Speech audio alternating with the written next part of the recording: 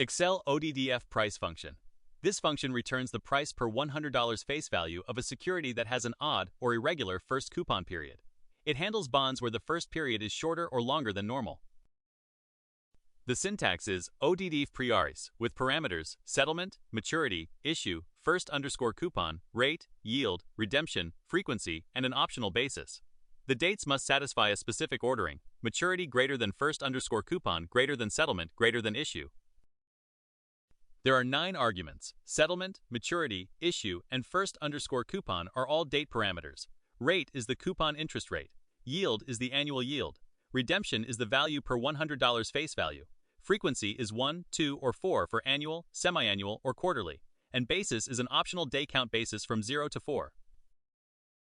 Here's an example. We have a security with settlement on November 11, 2008, maturing March 1, 2021.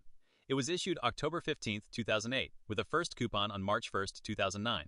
The rate is 7.85%, yield is 6.25%, redemption is 100, frequency is semi-annual, and basis is actual over actual.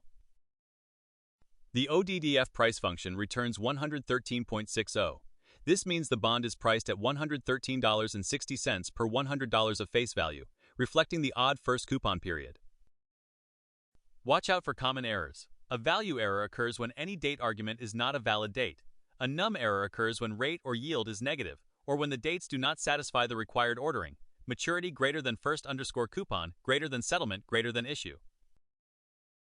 Key points to remember. ODDFPRICE is specifically for bonds with an irregular first coupon period. Date ordering is critical and must follow a strict sequence. Related functions include ODDF yield, ODDL price, and ODD yield for other odd period scenarios. Thanks for watching. If you found this tutorial helpful, don't forget to like and subscribe for more Excel tips and tricks. See you in the next one.